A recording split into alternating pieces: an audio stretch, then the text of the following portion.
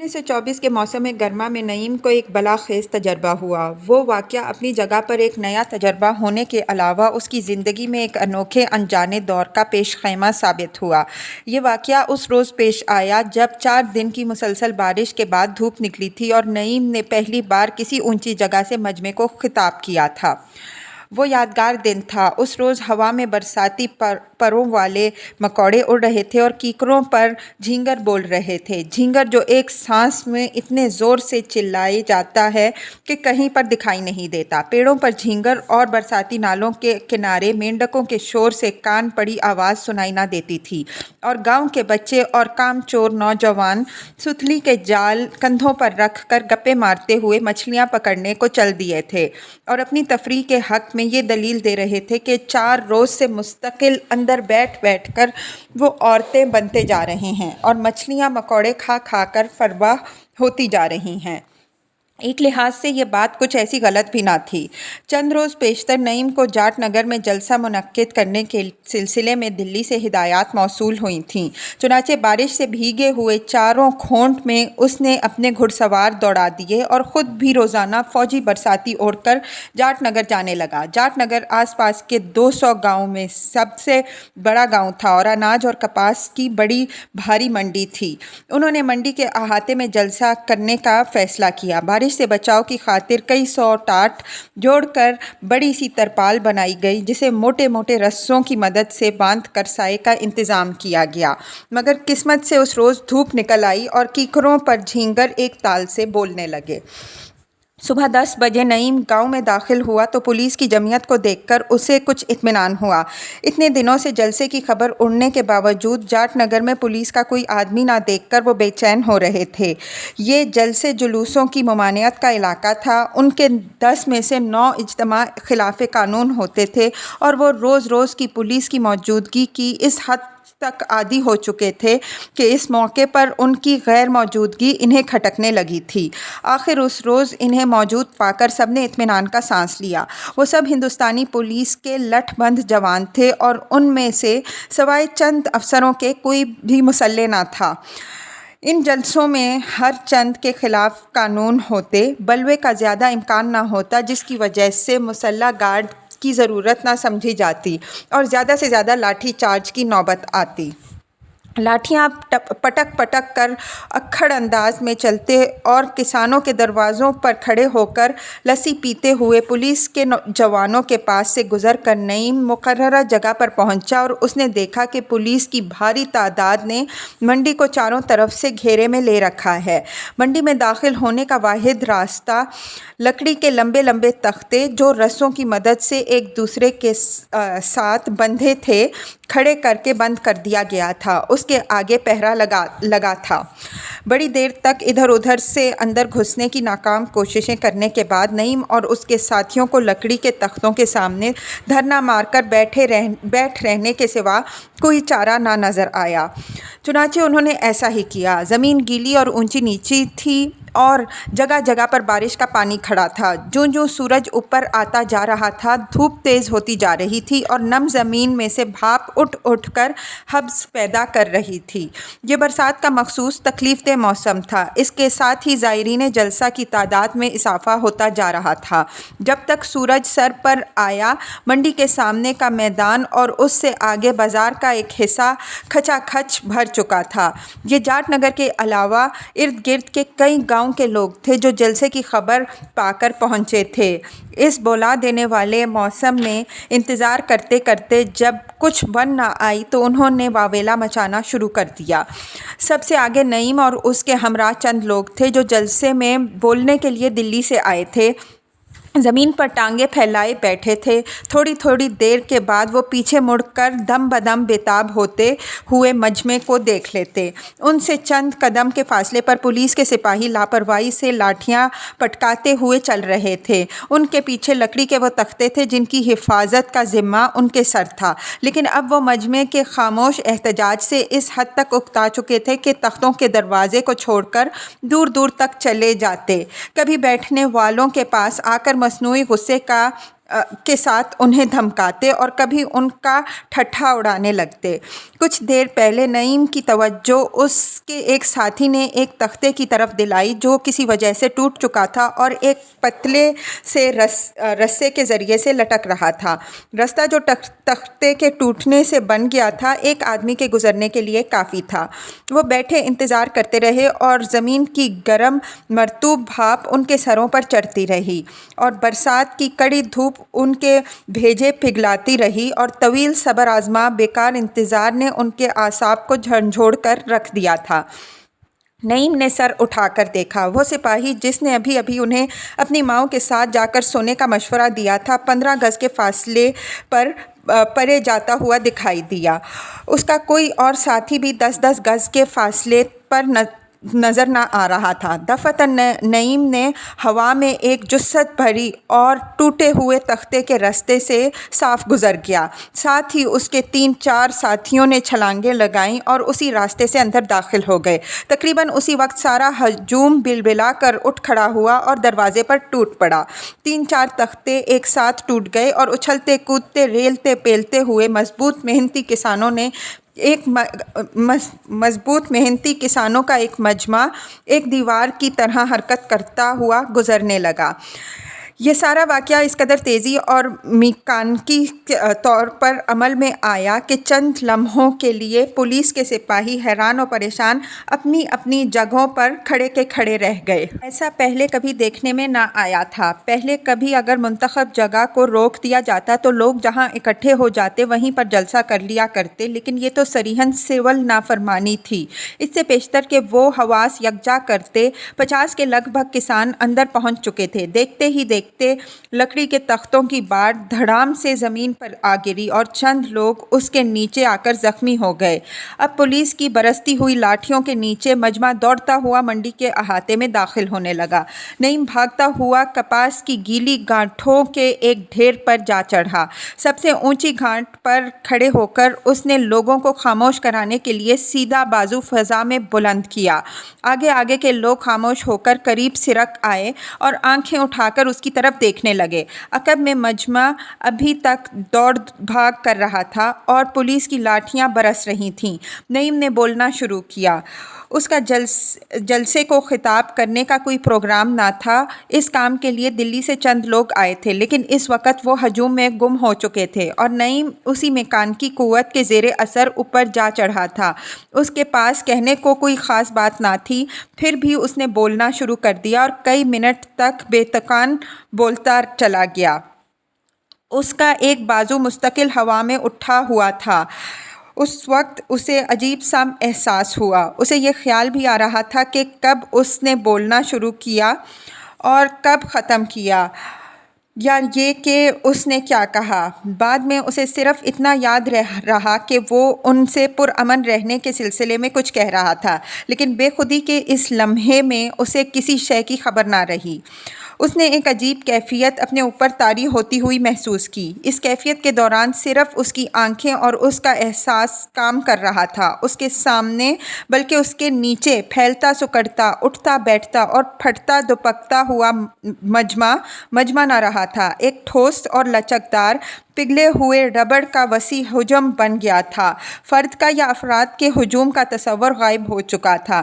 اب یہ محض ایک ٹھاٹھے مارتا ہوا سمندر تھا جو اپنی ہی قوت کے تحت پھیل اور سکڑ، اٹھ اور بیٹھ رہا تھا، اور جس کی کمان اس کے ہاتھ میں تھی، وہ جو سب سے اوپر اکیلا کھڑا تھا، اکیلا اور قوی اور غالب، خود مختار، کہ اس لمحے میں اپنے آپ سے اس سارے منظر سے الگ ہو کر اس نے یہ سب دیکھا اور محسوس کیا، اور اسے اپنے آپ پر ایک ایسی ہستی مطلق کا گمان ہوا جو اسے ٹھوس ابلتے ہوئے لاوے کے سیلاب کی تمام تر نقل و حرکت جس کے قبضے میں تھی۔ اپنے اس اختیار کو عمل میں لانے کے لیے اس نے بازو ہوا میں چند بے تکے اشارے بھی کیے۔ اس انوکھی کیفیت کو مؤثر طریقے پر الفاظ میں بیان کرنا تقریباً ناممکن ہے، لیکن یہ ان معدود چند بلاخیز ذاتی تجربوں میں سے ایک تھا جن سے کہ عمر بھر میں اسے کبھی گزرنا پڑا تھا۔ جب وہ اسے گرفتار کرنے کے لیے آئے تو وہ بازو سر سے اوپر اٹھائے نیم وا پرسکوت آنکھوں سے سامنے دیکھ رہا تھا۔ انہوں نے جھٹکے سے اس کا بازو نیچے کیا اور جب وہ اس کے دونوں ہاتھوں میں ہتھکڑیاں پہنانے لگے تو حیران رہ گئے۔ اسی موسم گرما کی ایک چمکدار صبح کو روشن پور کے باہر بہت سے بچے کنکروں کی گولیاں کھیل رہے تھے کہ اچانک ان میں پھوٹ پڑ گئی اور وہ لڑ بھڑ کر تتر بتر ہو گئے۔ لڑائی کی کوئی خاص وجہ نہ تھی، کنکروں کے لین دین پر ہوگی یا دھکم پیل میں کسی کے ضرب آ گئی اور وہ سیخ پا ہو گیا۔ بہرحال ایک مختصر سی دھینگا مشتی کے بعد سب نے اپنے اپنے قیمتی پتھر قبضے میں کیے اور چھوٹی چھوٹی ٹولیوں میں بٹ کر ادھر ادھر بکھر گئے۔ دیکھتے ہی دیکھتے وہ جگہ جہاں کچھ دیر پہلے چیخو پکار مچی تھی ویران ہو گئی۔ صرف ایک لڑکا جسے چند لڑکوں نے پکڑ کر زد و کوب کیا تھا بیٹھا روتا رہا۔ آہستہ آہستہ اس نے رونا بند کیا اور غصے میں بھرا انگلی سے مٹی میں لکیریں کھینچتا رہا۔ لکیریں کھینچتے کھینچتے اسے چند کنکر دکھائی دیے جو مٹی میں چھپے تھے اور افراتفری میں کسی کے رہ گئے تھے۔ اس نے انہیں اٹھا کر ہتھیلی پر رکھا، پھونک مار کر گرد اڑائی، پھر کرتے کے دامن سے رگڑ کر صاف کیا اور ان پر نظریں جما کر ہنسنے لگا۔ وہ بڑے خوبصورت پتھر تھے، شیشے کی طرح چمکدار اور دودھ کی طرح سفید۔ لڑکا انہیں جیب میں ڈال کر اٹھ کھڑا ہوا اور گرد سے اٹا ہوا کرتا جھاڑ کر خوشی خوشی ایک طرف کو چل پڑا۔ اس سے پہلے بڑے لڑکوں کا جو ہجوم بکھرا تھا اس میں علی بھی تھا۔ اس نے عائشہ کے کندھے پر ہاتھ رکھا اور گھر کی جانب چل پڑا۔ عائشہ بہت سے پیپل کے پتے جیب میں ٹھونسے ہوئے تھی اور ایک ایک پتا نکال کر ان کی پیپیاں بناتی جا رہی تھی، لیکن پتے خستہ اور خشک تھے اور گولانے کی کوشش میں ٹوٹے جا رہے تھے۔ جھلا جھلا کر ایک کے بعد ایک پتا پھینکتے ہوئے وہ ہاتھ کی پشت سے مستقل بالوں کی لٹ کو پیچھے کیے جا رہی تھی جو ہوا کے زور سے بار بار اس کی آنکھوں پر آ گرتی تھی۔ جب اس کی جیب کا ابھار نمایاں طور پر کم ہونے لگا تو اسے نقصان کا خدشہ ہوا اور وہ دیر دیر کے بعد پتے نکالنے لگی۔ ہر پتا نکالنے کے بعد وہ ہاتھ کی کشتی سی بنا کر جیب پر رکھتی اور پتوں کی مقدار کو جانچتی اور ہر بار گھٹتی ہوئی تعداد کا خیال کر کے اس کا دل دہل جاتا۔ پتوں کے ختم ہونے تک وہ صرف ایک بار پی پی سی کی آواز نکال سکی تھی اور وہ بھی چند سیکنڈ کے لیے۔ پھر پتا تڑک گیا اور ہوا پہلو میں سے سرکنے لگی۔ رونگھی سی ہو کر اس نے آخری پتا منہ میں ڈال کر چبایا اور سبز رنگ کا تھوک اگلا۔ پھر وہ اداس سی ہو کر چلنے لگی۔ علی ایک دوسرے لڑکے کے ساتھ جو ان کے ہمراہ آ رہا تھا باتیں کرنے میں مشغول تھا۔ سلیمان نے جس بنٹے پر فساد کیا ہے اس کا میں الٹے ہاتھ سے بھی نشانہ لگا سکتا تھا، علی کہہ رہا تھا۔ علی کی یہ بات سن کر دوسرا لڑکا جو چھوٹی عمر کا مگر بہت بڑے سو اور چہرے کا مالک تھا زوم میں آ گیا اور نتھنے پھلا کر شیخی سے بولا، سلیمان تو رونے والا ہے، رونے والا۔ میں اس بنٹے کا الٹا پاؤں سے نشانہ لے سکتا تھا، وہ روتا ہے اور فساد کرتا ہے، جب دھمکاؤ تو چوہا بن جاتا ہے، تم نے دیکھا؟ بات ختم کر کے وہ فخریہ طنز کے ساتھ ہنسا۔ میں اسے جانتا ہوں، گھوڑ دوڑ پر ہماری گھوڑی اس کے پاس سے گزری تھی اور اس کی ہوا سے ہی وہ گر پڑا تھا اور دونوں پیشاب اس کے وہیں نکل گئے تھے۔ بات کو ختم کر کے علی نے بھی اپنے دوست کی فخریہ طنز کے انداز میں ہنسنے کی کوشش کی، کیونکہ یہی ایک چیز تھی جس کی وجہ سے وہ اس بڑے سر والے بدصورت لڑکے کو پسند کرتا تھا اور اسے یہ احساس تھا کہ اس بات میں وہ کبھی ڈھنگ سے اس کی نقل نہ کر سکا تھا۔ ہماری گھوڑی اچھی تھی، بیچاری بخار سے مر گئی، دوسرے لڑکے نے کہا، لیکن وہ گھاس کو سونگھتی بھی نہ تھی، بس سبز چارہ کھاتی تھی، علی نے کہا۔ سبز چارہ پیٹ لٹکا دیتا ہے، اس کی قسمت ہی خراب تھی، جب سے مری ہے ہمارا چارہ خوب ہو رہا ہے۔ یہ تو چارے کا موسم ہے، کاٹ کاٹ کر ہاتھوں میں گلٹیاں پڑ گئی ہیں۔ اس نے چھوٹا سا سخت ہاتھ پھیلایا جس کی انگلیاں تڑخی ہوئی تھیں۔ گلٹیاں اچھی ہوتی ہیں، تم گھوڑی کو خوب ٹھونک سکتے ہو۔ علی پھر اپنے پسندیدہ انداز میں ہنسا۔ ہاں، گلٹیاں اچھی ہوتی ہیں، ایک بار پڑ جائیں تو پھر نہیں ٹوٹتی۔ اسی طرح راستہ چلتے ہوئے وہ بچوں کے شیخی خورے انداز میں باتیں کرتے رہے۔ گاؤں کے باہر ہر गांव के बाहर एक शिकस्ता दीवार वाले मकान के करीब पहुंचकर दूसरे लड़के की चाल धीमी पड़ गई। मेरा घर आ गया, उसने कहा। फिर कोई मज़ेदार बात किए बगैर वो अपने अपने रास्ते पर मुड़ गए। जब वो दोनों अकेले रह गए तो आयशा ने अली की आस्तीन पकड़कर खींची। अली, अली। हाँ, वो अखड़ों की तरह बोला। हमें पीपल पर से पत्ते उतार दो, लड़की ने लजाजत से कहा। क्यों? पीपनियाँ बनाएंगे। कहाँ है? अली उसकी तरफ से जिधर पीपल था नज़र हटाकर दूसरी तरफ देखने लगा। वो है। आयशा ने उसका बाजू खींचा, कंधा खींचा, फिर ठोड़ी से पकड़कर उसका चेहरा घुमाया और उंगली नाक की सीध में करके दरख्त दिखाया। वो है। वो आंखें सुकेड़ कर देखते हुए बोला, यूं जैसे बड़ी दिक्कत से पीपल को देखने में कामयाब हुआ है। पेड़ों पर चढ़ने का वो शौकीन था, लेकिन इस वक्त आयशा की ख्वाहिश के मुकाबिल सख्त गिर हो गया। चलो, उसने आहिस्ता से बाइख्तियार लहजे में कहा। पीपल से ज़रा फासले पर उसने बाजू आयशा के कंधे पर से उठा लिया, दरख्त की जड़ के पास पहुंचकर रुक गया और ऊंची ऊंची नज़रों से इधर उधर देखने लगा। यहाँ से चढ़ो, आयशा ने तने के बड़े बड़े सुराखों में इशारा करते हुए बताया। वो चिपका खड़ा रहा। लड़की तने पर हाथ रख कर ताज्जुब से उसे देखने लगी। तुम रावल के साथ क्यों खेलती हो? अली ने सख्ती से पूछा। रावल? वो भी मेरे साथ खेलता है। उसने गुस्से और तंज की मिली जुली आवाज़ नाक से निकाली। वो इस पर नहीं चढ़ सकता। अच्छा? आयशा आंखें फैलाकर बोली। पता नहीं क्या हुआ? वो चीखा। वो इस पर नहीं चढ़ सकता। बस। कुछ देर तक वो तुंद नज़रों के साथ आयशा की तरफ देखता रहा, फिर सामने से दरख्त पर चढ़ना शुरू कर दिया, जहाँ पर के चढ़ने का कोई रास्ता ना था। नन्ही सी लड़की सहमी हुई खामोश खड़ी उसकी पै दर पै नाकाम होती हुई कोशिशों को देख रही थी। फिर उससे ना रहा गया और तने के सुराखों की तरफ इशारा करके मरी हुई आवाज़ में बोली, ये इधर से चढ़ो। तुम मेरे काम में दखल ना दो, अली झड़क कर बोला और पीपल के हाथी जैसे तने के साथ मुकाबला करता रहा। आखिर वो ऊपर चढ़ने में कामयाब हो गया। बंदर की तरह एक से दूसरी शाख पर फलांगते हुए उसने सूखे सूखे पत्ते नीचे फेंकने शुरू किए। हरे हरे पत्ते फेंको, आयशा ने कहा। हरे पत्ते नहीं हैं, वो बेएतनाई से बोला। आयशा भरी हुई खड़ी खामोशी से गिरते हुए खुश्क पत्तों को देखती रही। अली एक शाख को घोड़ी बनाकर बैठ गया। यहाँ कहीं रावल आ सकता है? उसने पूछा। नहीं, सहमी हुई आवाज़ में नीचे से आयशा ने जवाब दिया।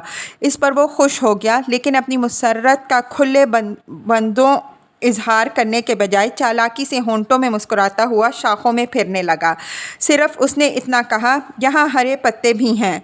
आयशा दौड़ दौड़ कर सब्ज़ और नरम पत्ते उठाने लगी। जब उसकी जेब भर गई तो खुशी से मुंह उठाकर बोली, अब आ जाओ। पीपल की फैली हुई जड़ों पर बैठकर वो दोनों पीनियाँ बनाते और बजाते रहे। सूरज के उठने के साथ साथ हवा गर्म होती जा रही थी, हत्ता कि मवेशी और किसान हांफते हुए जाकर साए में बैठ गए और गांव की ज़मीनों और गलियों में एक आम देहाती वहशत फैल गई। मुशक्क़त और गर्मी के इस वक्त में अली और आयशा पीपल की जड़ों पर बैठे पीपनियाँ बजा रहे थे और गप्पे मार रहे थे। पीपल का साया घना और खुनक था और गर्मी के मारे हुए कौवे और चिड़िया पत्तों में आकर बैठ रहे थे और इधर उधर बैठे रहे थे। दोनों बच्चों के करीब से ठंडे कुएं के पानी की नाली हल्के शोर के साथ बह रही थी। ऊपर से एक एक दो दो करके चिड़ियाँ आती, पानी में डुबकियाँ लगाती और पर झटक कर वापस चली जाती। उनके परों से पानी के नन्हे नन्हे कतरे उड़ते और हवा में के ज़ोर से बच्चों के गालों और आँखों पर आ गिरते। जब पत्ते ख़त्म हो गए तो अली ने जेब में से पत्थर निकाले और पीपल के तने पर रगड़ने लगा। पीपल की छाल से बंटे चमक जाते हैं, उसने कहा। आयशा ने भी अपने कंकर निकालकर तने पर घिसने शुरू कर दिए। बीच बीच में वो छोटी छोटी बेतरतीब बातें करते और ज़ोर शोर से अपने अपने पत्थर درخت پر گھستے جا رہے تھے۔ علی نے اپنا پتھر ہتھیلی پر رکھ کر اس پر تھوکا اور کرتے سے صاف کیا۔ میرا چمک گیا ہے۔ عائشہ نے بھی اس کی نقل میں اپنے پتھر تھوک سے صاف کیا اور دکھا کر بولی، میرا بھی چمک گیا ہے۔ علی چڑ گیا اور گھٹنوں کے بل اوندھا ہو کر اسے درخت کی جڑ پر زور زور سے گھسنے لگا۔ لڑکی نے بھی وہی طریقہ اختیار کیا۔ دونوں کے چہرے سرخ ہو رہے تھے۔ پھر علی اٹھ کر بیٹھ گیا۔ میرا زیادہ چمکدار ہے، اس نے کہا۔ میرا بھی چمکدار ہے۔ میرا زیادہ ہے۔ نہیں میرا۔ نہیں، علی آنکھیں نکال کر چیخا، میرا ہے، بس میں نے پتے اتار کر نہیں دینے اب۔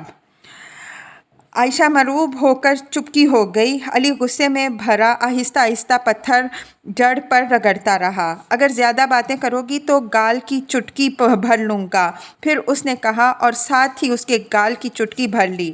عائشہ کا منہ لال ہو گیا۔ اس نے آتشی نظروں سے علی کو دیکھا۔ غصے کے جھٹکے سے بالوں کی ایک لٹ اس کے بھبھوکا چہرے پر آ گری تھی اور وہ بپھری ہوئی اسے دیکھے جا رہی تھی۔ علی کھسیانا ہو گیا، بولا، کیوں؟ راول نے تمہارے گال کی چٹکی نہیں لی تھی کل؟ میں نے دیکھا تھا۔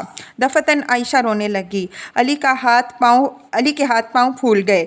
لڑکی کی آواز لہجہ بہ لہجہ اونچی ہوتی جا رہی تھی۔ اچھا، اب کچھ نہیں کہوں گا، اب چپ ہو جاؤ۔ اس نے معاملہ رفع دفع کرنے کی کوشش کی لیکن وہ روتی رہی۔ اچھا، تم راول کے ساتھ جا کر کھیلو، بے شک جاؤ، اس نے کہا۔ وہ اسی طرح روں کرتی رہی۔ اچھا یہ لو، علی نے کنکر آگے بڑھایا۔ اس کی چمک دیکھ کر عائشہ للچا گئی اور آنسوؤں سے بھیگا ہوا ہاتھ بڑھا کر اسے پکڑ لیا لیکن رونا بند نہ کیا۔ یہ لو، میرے پاس اور بھی ہیں، سب تم لے لو۔ علی نے سارے خوبصورت پتھر اس کے حوالے کر دیے۔ آہستہ آہستہ وہ خاموش ہو گئی۔ پھر وہ اٹھ کھڑے ہوئے۔ علی نے بازو اس کے کندھے پر رکھا اور وہ گھر کی جانب چل پڑے۔ ابھی وہ گھر سے ذرا فاصلے پر تھے کہ علی نے بڑی ماں کو باہر نکلتے دیکھا۔ وہ دوسری گلی میں غائب ہو گئی تو علی عائشہ کو کھینچتا ہوا بھاگنے لگا۔ مویشیوں کے احاطے میں داخل ہو کر وہ بولا، تم یہاں ٹھہرو، میں ابھی آتا ہوں۔ کہاں جا رہے ہو؟ مجھے بھوک لگی ہے، تم یہاں ٹھہرو۔ دبے پاؤں صحن میں داخل ہو کر اس نے دیکھا کہ گرمیوں کی دوپہر اپنے عروج پر تھی اور اس کا جادو، جو خاموشی اور ویرانی کا جادو ہوتا ہے، انسان اور حیوان پر یکساں چل چکا تھا۔ چھوٹی ماں کے کمرے کا کواڑ کھلا تھا اور وہ عائشہ کی ماں کے ساتھ زمین پر سوئی ہوئی دکھائی دے رہی تھی۔ صحن کے کونے میں جو ذرا سا سایہ تھا، وہاں گائے اور اس کا بچڑا آنکھیں میچے بیٹھے تھے اور دونوں کے سروں پر ایک ایک کوا بیٹھا خاموشی سے زبان نکالے ہانپ رہا تھا۔ کھلی اور ویران جگہوں کا ایک پرسکوت شہر تھا جسے محسوس کر کے وہ دل میں خوش ہوا۔ صحن کو پار کر کے وہ بڑی ماں کے باورچی خانے کی طرف بڑھا۔ کونے میں کچی دیواروں کا ڈربہ سا بنا تھا۔ اس نے آہستہ سے اس کا کواڑ ہٹایا اور اندر گھس گیا۔ ڈربے کی چاروں دیواروں میں سوراخ تھے اور دھواں جو سارے میں بھرا تھا، سوراخوں کے رستے آہستہ آہستہ باہر نکل رہا تھا۔ درمیان میں اپلوں کی آگ پر دودھ کی بھری ہوئی ہانڈی رکھی تھی۔ دودھ پر سرخ رنگ کی موٹی بالائی کی تہ جم چکی تھی۔ علی دھوئیں میں اندھا ہو رہا تھا لیکن اس نے ہاتھ بڑھا کر جانی پہچانی جگہ پر سے ایک لمبا سا ناڑ اٹھایا اور پھونک مار کر اسے صاف کیا۔ پھر گھٹنوں کے بل بیٹھ کر بالائی کو احتیاط سے ایک طرف ہٹایا اور ناڑ کا ایک سرا دودھ میں ڈبو کر دوسرے سرے سے پینے لگا۔ سرخی مائل میٹھا گرم ریشمی سیال اس کے حلق میں اترنے لگا۔ دودھ گاڑھا اور مکھوئی تھا، چنانچہ چند گھونٹ سے ہی وہ سیر ہو گیا۔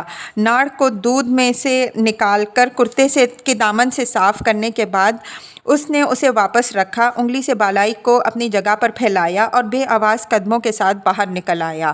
تازہ ہوا میں دو چار لمبے سانسوں کے ساتھ دھواں جو اس کی ناک اور حلق میں بھر گیا تھا صاف کرنے کے بعد اس نے کہا، چلو۔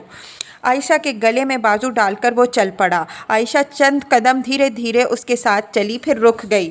تم کل جا رہی ہو؟ علی نے پوچھا۔ وہ خاموش کھڑی رہی۔ کیا ہے؟ چلو، مجھے بھوک لگ رہی ہے۔ جاؤ، جا کر دودھ پی لو۔ علی نے اس کے گلے میں سے بازو نکال کر کہا، ہمارا مت پینا، بڑی ماں کا پینا۔ اور سیدھے ہاتھ کے کونے میں میرا ناڑ پڑا ہے، اس سے پینا اور بلائی مت توڑنا، پی کر برابر کر دینا، نہیں تو پتہ چل جائے گا۔ وہ وہیں کھڑی کھڑی بسورتی رہی۔ جاؤ، میں یہاں کھڑا ہوں، میں نہیں پیتی دودھ۔ کیوں؟ مجھے قے ہوتی ہے۔ ہاں، علی اپنے پسندیدہ انداز میں ہنسا۔ عورتیں نخرے بہت کرتی ہیں۔ میں 2 سیر دودھ پی سکتا ہوں، پر مرد تو نخرے نہیں کرتے۔ اچھا ٹھہرو، تم یہیں پر ٹھہرو۔ لومڑی کی طرح چلتا ہوا وہ بڑی ماں کے دروازے پر جا کھڑا ہوا۔ کچھ دیر تک اکیلے ہی زنگ آلود کنڈی کو کھولنے کی کوشش کرنے کے بعد وہ باہر آیا اور اشارے سے عائشہ کو بلا کر لے گیا۔ گھوڑی بنو یہاں، ہاں بس، بیٹھنا نہیں، چونڈی گھماؤں گا نہیں تو۔ اس نے آہستہ سے اس کے بالوں کی لٹ پکڑ کر کھینچی۔ لڑکی غصے سے سرخ ہو گئی، مگر چاروں ہاتھ اور پاؤں پر گھوڑی بنی رہی۔ علی نے اس کے اوپر کھڑے ہو کر کنڈی کھولی اور وہ اندر داخل ہوئے۔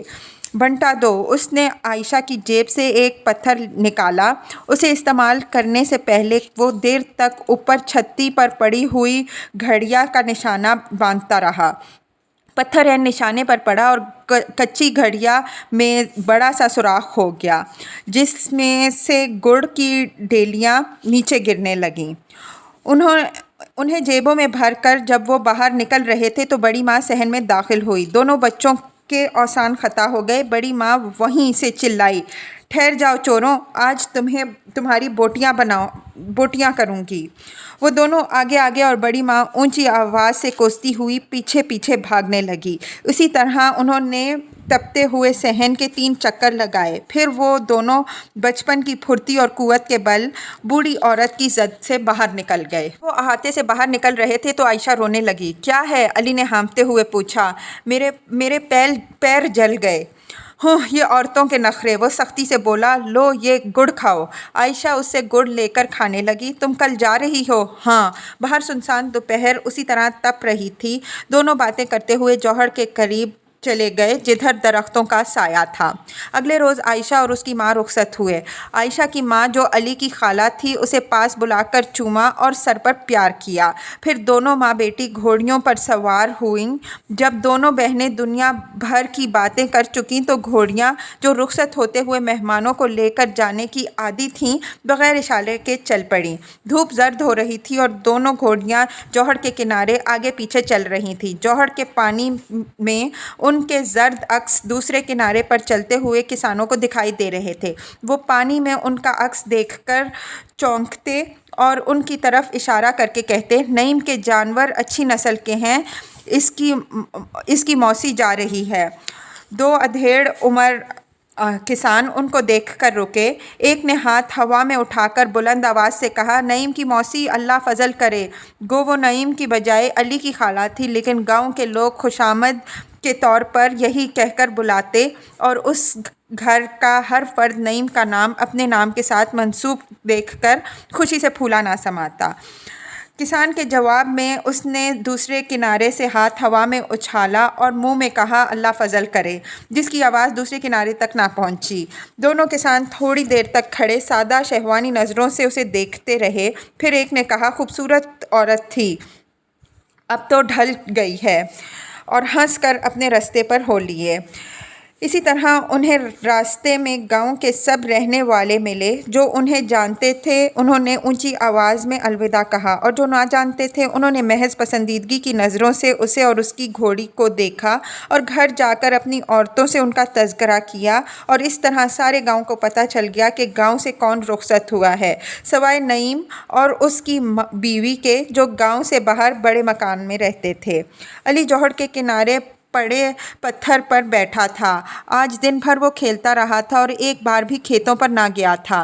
دوپہر تک وہ 100 سے زیادہ بار عائشہ سے پوچھ چکا تھا، آج تم جا رہی ہو؟ اور ہر بار اس کے اس بات پر جواب دینے پر ایک سختی سی کر کے بچپن کے غرور میں اس کو ٹال گیا تھا۔ لیکن دوپہر کے بعد جب وہ گھوڑیوں پر سوار ہوئے تو وہ دفعتاً خاموش ہو گیا۔ جب عائشہ کی گھوڑی اس کے برابر پہنچی تو وہ اٹھ کر ساتھ ساتھ چلنے لگا۔ میں تمہارے ساتھ جاؤں گا، اس نے کہا۔ کیوں؟ عائشہ نے پوچھا۔ راستہ خطرناک ہے، عورتوں کو اکیلے نہیں جانا چاہیے۔ کیا ہے راستے میں؟ بھیڑیے ہیں، جنگل ہے؟ میرے پاس گھوڑیاں ہیں۔ عائشہ نے بددماغی سے جواب دیا۔ وہ گھوڑیوں کو پھاڑ کھاتے ہیں اور عورتوں کو اٹھا کر لے جاتے ہیں۔ ارے باپ رے! عائشہ آنکھیں پھیلا کر دہشت سے بولی۔ پھر؟ کوئی فکر نہیں، میں ساتھ جاتا ہوں۔ عائشہ احسان مندی سے اس کی طرف دیکھ کر ہنسی۔ انہوں نے روشن پور کے کھیت پار کر لیے تھے اور اب دوسرے گاؤں کی زمینوں میں چل رہے تھے۔ عائشہ کی ماں کی گھوڑی آگے نکل چکی تھی اور علی سینے پر بازو باندھے عائشہ کی گھوڑی کے ساتھ ساتھ چل رہا تھا۔ مختلف کھیتوں اور پگڈنڈیوں پر چلتے ہوئے وہ ادھر ادھر کی چھوٹی چھوٹی باتیں کرتے رہے۔ عائشہ جو گھڑ سواری اور گھر جانے کے خیال سے کافی مسرور تھی، بڑے اشتیاق سے اس کی باتیں سن رہی تھی۔ ادھر ادھر کی چھوٹی چھوٹی باتیں، مثلاً یہ کہ کس طرح وہ ایک دفعہ 3 بھیڑوں کو جل دے کر ان کے پنجے سے نکل آیا تھا، اور مثلاً یہ کہ کس طرح وہ ایک دفعہ 3 بھیڑیوں کو جل دے کر ان کے پنجے سے نکل آیا تھا، اور یہ کہ جنگل میں جو ایک عجیب سا درخت تھا اس کے نام کا کسی کو پتہ نہ تھا، مگر اس کے پتوں کی کھاد بڑی عمدہ بنتی تھی، اور یہ کھیت جن میں سے وہ گزر رہے تھے ان کے نہیں بلکہ دوسرے گاؤں کے تھے، اور ان کے کھیتوں کی طرح زرخیز نہ تھے، کیونکہ اس گاؤں کے لوگ کامچور اور کھلنڈرے تھے اور محنت سے جی چراتے تھے، اور یہ کہ بھیڑیے مردوں کی طرف زیادہ دھیان نہیں دیتے بلکہ عورتوں کو دبوچتے ہیں، ان کے زیورات اور قیمتی کپڑے اتار کر اپنی بیویوں کو پہناتے ہیں اور عورتوں کو ان کی خدمت پر مامور کر دیتے ہیں۔ عائشہ نے بھیڑیے کی بیوی کی خدمت گار بننے کے خیال پر خوف اور تعجب کا اظہار کیا۔ پکی سڑک پر پہنچتے پہنچتے ان کو شام ہو گئی۔ گھوڑی سخت اور ہموار زمین کو محسوس کر کے خوشی سے ہنہنائی اور تیز ہو گئی۔ علی ساتھ ساتھ بھاگنے لگا۔ عائشہ نے، جو اچھی خاصی سوار تھی لیکن گھوڑی کی عادتوں سے واقف نہ تھی، اسے روکنے کے لیے باگیں کھینچیں۔ گھوڑی نے اگلے پاؤں اٹھا کر ہوا میں چلانے شروع کر دیے۔ میں اس کے ساتھ دوڑ سکتا ہوں، اسے چھوڑ دو، علی نے کہا۔ ابھی یہ 4 پاؤں پر آ جائے گی تو کیا ہے، میں خرگوش کی طرح دوڑتا ہوں۔ وہ تیزی سے بھاگنے لگا۔ تو لو۔ عائشہ باگیں ڈھیلی چھوڑ کر بولی اور چمٹ کر بیٹھ گئی۔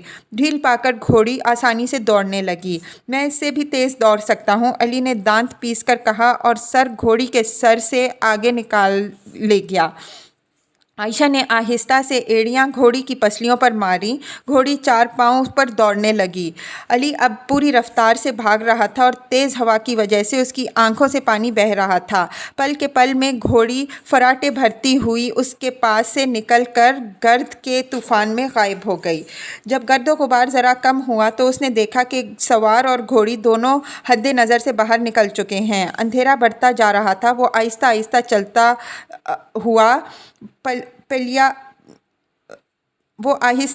چلتا ہوا جا کر پلیا پر بیٹھ گیا۔ نیچے ایک ننھا سا برساتی نالا بہہ رہا تھا۔ وہ خاموش بیٹھا بہتے ہوئے پانی کو دیکھتا رہا جو اندھیرے میں اس کی نظروں سے غائب ہوتا جا رہا تھا۔ اس نے طبیعت میں سخت بدمزگی محسوس کی۔ اس کے دل میں ایک محبوب دوست کے بچھڑنے کا رنج تھا، مگر ابھی وہ اس عمر کو نہ پہنچا تھا کہ اس رنجیدہ جذبے کو جان سکتا۔ چنانچہ وہ پلیا پر بیٹھا بے دلی سے ادھر ادھر دیکھتا رہا۔ قریب کی فصل میں سے ایک گیدڑ کان کھڑے کر کے نکلا اور نالے پر آ کر پانی پینے لگا۔ علی واپس جانے کے لیے اٹھ کھڑا ہوا۔ اب اسے پتہ چلا کہ وہ ننگا تھا۔ اسے یاد آیا کہ جب وہ پوری طاقت سے بھاگ رہا تھا تو جوتے اس کے پاؤں سے اتر گئے تھے۔ وہ اندھیرے میں سر جھکا کر دیکھتا ہوا اسی راستے پر چلنے لگا۔ تھوڑی دور جا کر ایک جوتا مل گیا، لیکن بہت تلاش کرنے کے بعد بھی دوسرا جوتا نہ ملا۔ رات چاروں طرف پھیل گئی تھی اور وہ اکیلا تاریک راستوں کو دیکھتا ہوا چل رہا تھا۔ رنج سے مجبور ہو کر وہ رونے لگا۔ جب وہ گھر پہنچا تو اس کی ماں نے جھپٹ کر اسے گود میں لے لیا اور اس کا ماتھا چوم کر بولی، کیوں روتا ہے میرے لال؟ بتا۔ میرا جوتا کھو گیا ہے، اس نے بمشکل کہا۔ پھر کیا ہے؟ چپ ہو جاؤ میرے لال، وہ پرانا اور پھٹا ہوا جوتا تھا، مت رو۔ لیکن اس رات وہ پرانے اور پھٹے ہوئے جوتے کے علاوہ اور بہت سے انجانے رنج کی وجہ سے دیر تک لیٹا سسکیاں لیتا رہا۔